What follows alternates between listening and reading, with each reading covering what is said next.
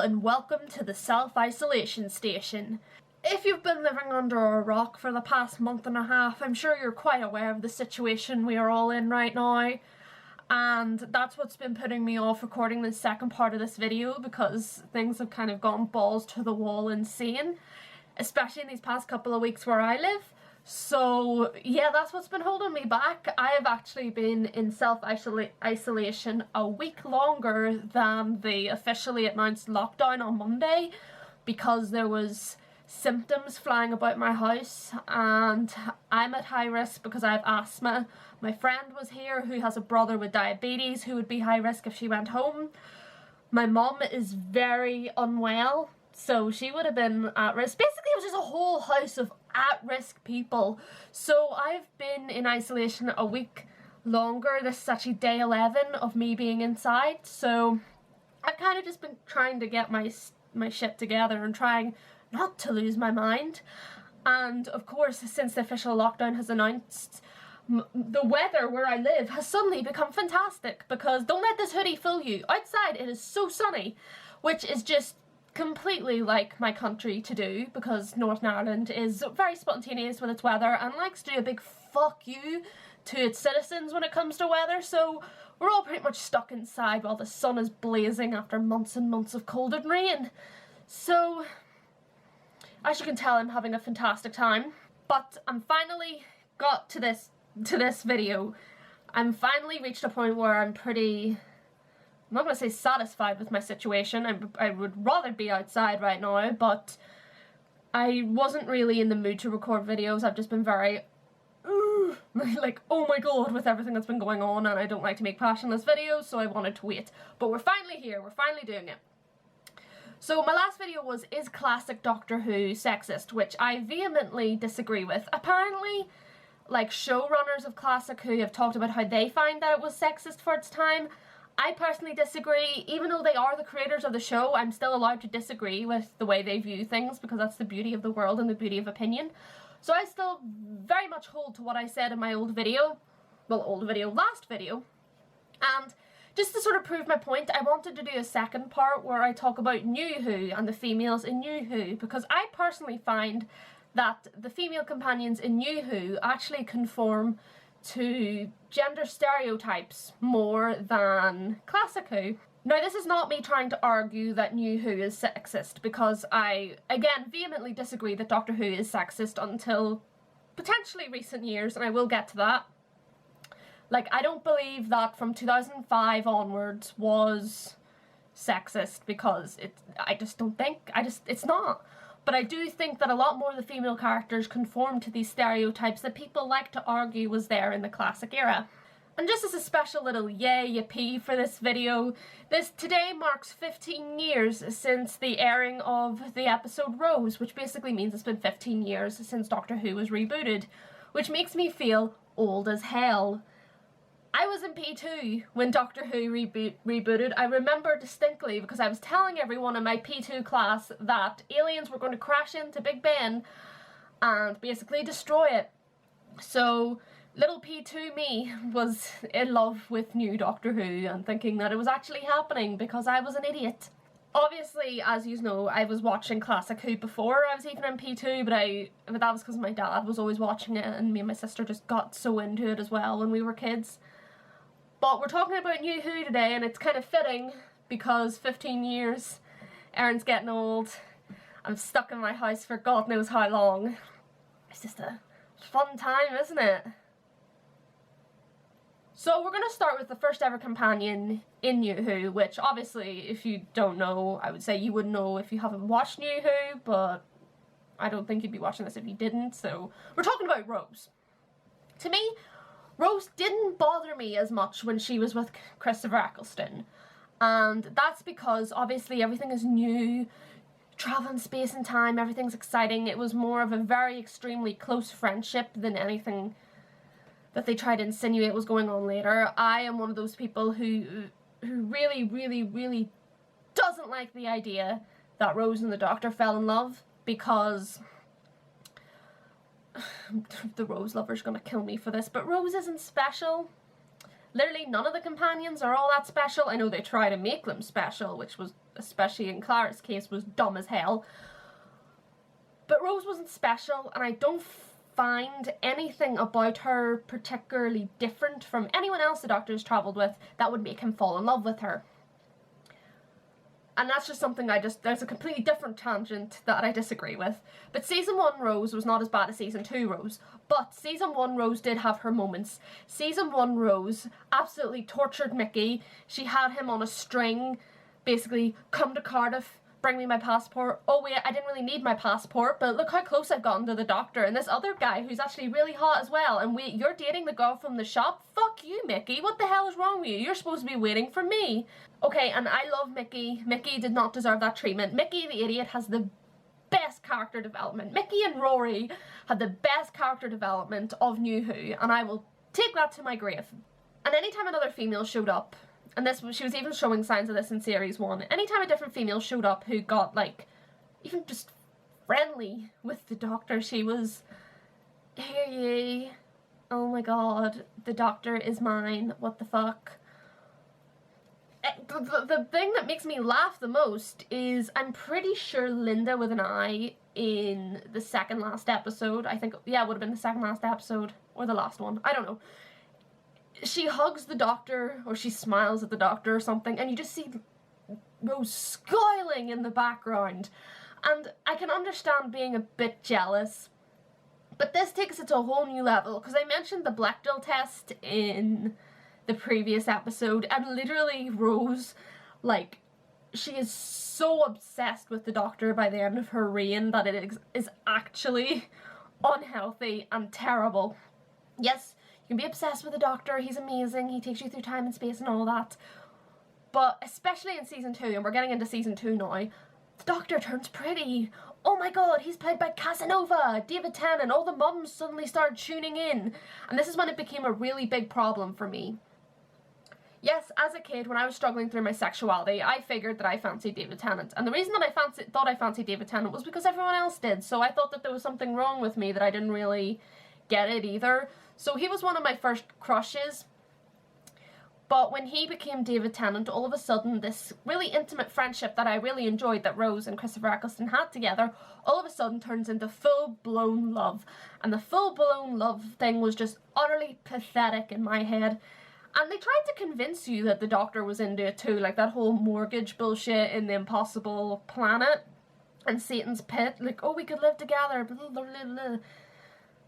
Yeah, totally. It's not like he's been trapped on Earth before and has tried to find ways to get off the planet again. Third Doctor. I didn't like it, and I think it really took away from Rose, as if we're talking about female character tropes, because when Sarah Jane showed up and Rose found out that she wasn't special and she wasn't the only one who'd travelled with him, oh my god, she turned into a nightmare. And I will admit, they wrote Sarah Jane terribly there too, because she was being very bitchy and bitter as well about it, because Rose was younger than her, which doesn't make sense because Sarah Jane was young when she travelled with the Doctor too, but... And that just shows how New Who wrote both women. They wrote a woman who was in the classic Doctor Who as a bitchy nightmare, and they wrote one of the characters they created themselves as a bitchy nightmare. And yes, eventually they were comrades and they came together again, which is good. As I say, I'm not arguing that Doctor Who is sexist, but I do find that a lot of the stuff that they wrote in the new series for the female companions was very, very stereotypical, and it feeds into these stereotypes that people like to argue is in pretty much anything nowadays. Like, people complain about everything now. Yeah, basically any woman was a bitchy nightmare. And then they had the whole scene where she's like, I thought I was special, and he's like, no, you're not special, how could I watch someone I love die? Or he didn't say love because he never says fucking love, but you know that's what he fucking meant, which is so stupid. But basically Rose found out that she wasn't the first and she turned into a nightmare. It's basically like being like, you dated other people, what the fuck is wrong with you? I thought I was your first. Like, absolute nightmare. So ridiculous. And this is written by the people who are supposed to be the woke ones, and it gets worse the more woke they're trying to be. And then we have Martha, who I argue Martha is the best companion of New Who, because someone did like a timetable or like a graphic showing the amount of times that different companions saved the Doctor's life. Of course Martha had saved his life the most, but so people were so caught up in their Rose fever that they hated Martha for falling in love with the Doctor in the exact same way that Rose was written falling in love with him. And then people hate her for her good old Rose comment, and I will admit, Martha was a bitter nightmare as well. When she found out about Rose, she was a bitter nightmare. And that seems to be a running theme here. But bitter nightmare. And people hated her for being the exact same bitter nightmare that Rose was, except people loved Rose more for some fucking reason. And they excused Rose's bitter nightmare, but wouldn't accept Martha's because they kept saying, oh, Martha was obsessed with him and she hated Rose, and blah blah blah blah. Rose was obsessed with him. Rose hated Sarah Jane. But she grew to have camaraderie with her, just like Martha does in Planets in the Sky, or that three-parter. It's basically Martha does the most as a companion and gets the most shit on for it because, oh, she said a bitter comment about Rose, oh, she was obsessed with the Doctor.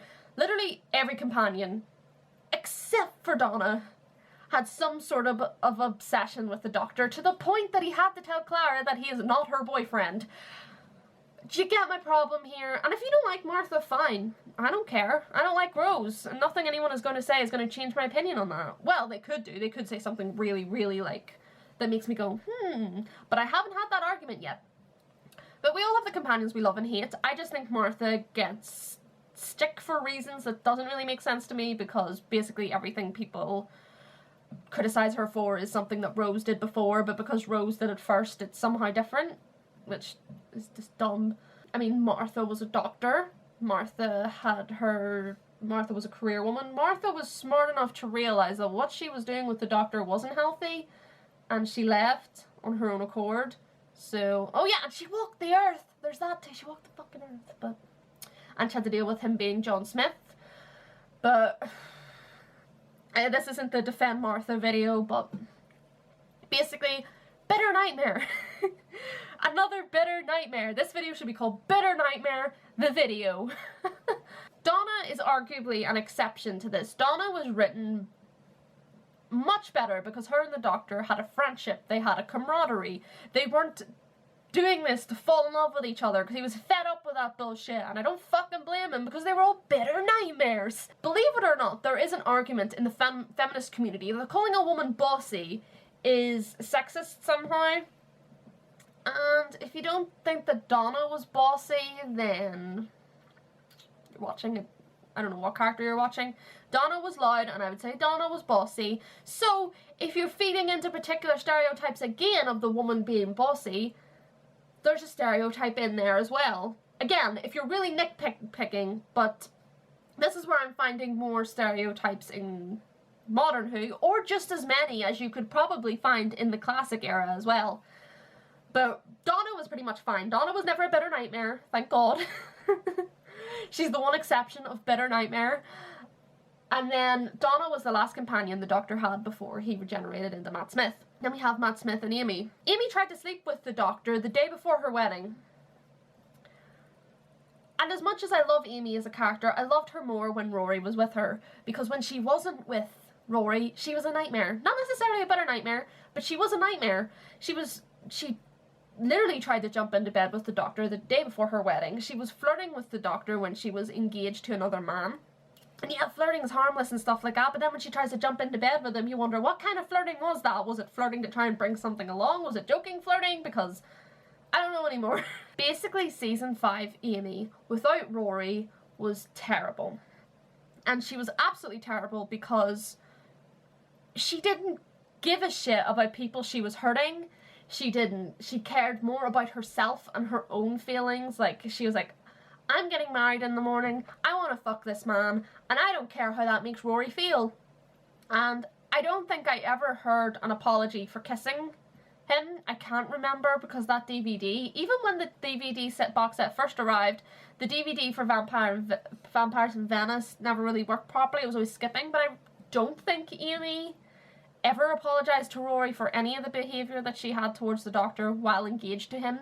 And Rory is a sweetheart, and Rory is like Mickey in the sense that he didn't deserve that treatment until Amy realised, oh my god, I actually fucking love this man. She was terrible, and she was a terrible person. And yeah, being a terrible person doesn't necessarily mean you're a bad character. All I can say here is that she tried to jump into bed with another man when she was engaged. Not just engaged, her wedding dress was hanging on the wardrobe, like right there, and she was getting married in the morning. So yeah. But then once her and Rory were together, it wasn't as bad. I didn't hate her as much. It was just the whole you can definitely kiss the bride thing after being married pissed me off, but that's the last time she ever behaved like that, so thank God. Oh, and do you want to know what Stephen Moffat said when he first saw Karen Gillan come in for her audition? He said, and he said this himself, it was on the interviews on the season 5 DVD, he said, Karen Gillan walked in and I saw her short skirt and her legs and I thought, yes, we have Amy. Or something to that effect. And they're always mentioning Amy's skirt and Amy's legs, and they can see up Amy's skirt, and it's fucking terrible. It's horrible, and they do the exact same thing with Clara. Matt Smith mentions Clara's short skirt at one point, and you're like why? Why are you doing that? Stop it. I don't care about her skirt, okay? No. Clara, I would argue, is just a terrible companion. Like, not even a terrible companion, a terrible character. Like, Clara is not written well. Clara is written like the OC in a fan fiction. And because they try to make her so holier than thou, Clara, the woman who saved the Doctor, which, by the way, how dare you insert her into Classic Who? How dare you, okay? No. I boycotted that. That, in my brain, that didn't happen. Clara wasn't there. And no, how much you try to convince me otherwise, it didn't happen. But to be fair, 2012 onwards to me, they just said fuck you to canon. So since they said fuck you to canon, I don't care about canon, so. But Clara was just a terribly written character, never mind a terribly written female character. I find that most people who like her for the fact that, oh, she's perfect and blah, blah, blah, blah. She's the one who saved the Doctor, and I'm sure someone will pop into my comments trying to defend her for another reason, but Clara for me was when Doctor Who started going downhill. And Clara was there for so long. Jenna Coleman was there for so long. She was in it for years, and then it was to the point where I actually decided I would give Doctor Who another go when the new companion came in after Clara. And the companion that came in after Clara was Bill. Oh, fuck me, Bill.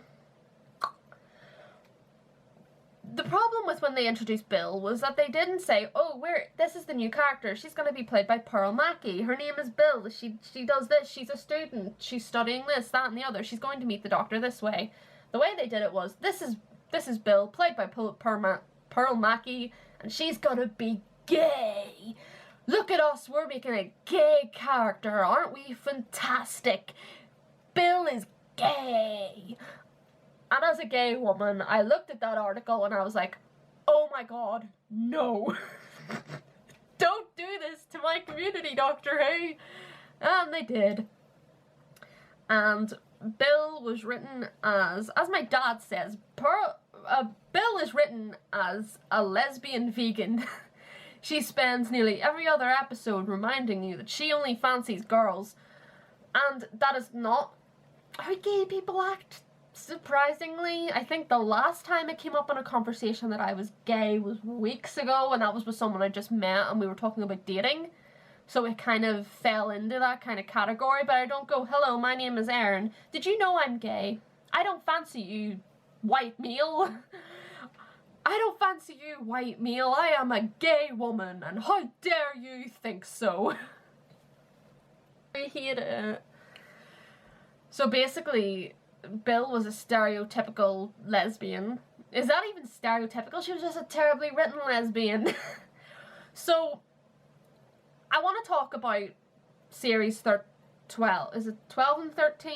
11 and 12, series 11 and 12 in a different video, because I have a whole other rant going on about changing the female doctor into the male doctor into female doctor and how I find that that's inherently sexist in itself. But this video is already quite long and I don't want to go off on a rant that might take this video to 30 minutes. So that'll be in a different part. But as you can see, New Who, the Doctor Who that they're trying to argue is a lot better than Classic Who in terms of being woke. It actually has the exact same type of problems that they argue would be in Classic Who.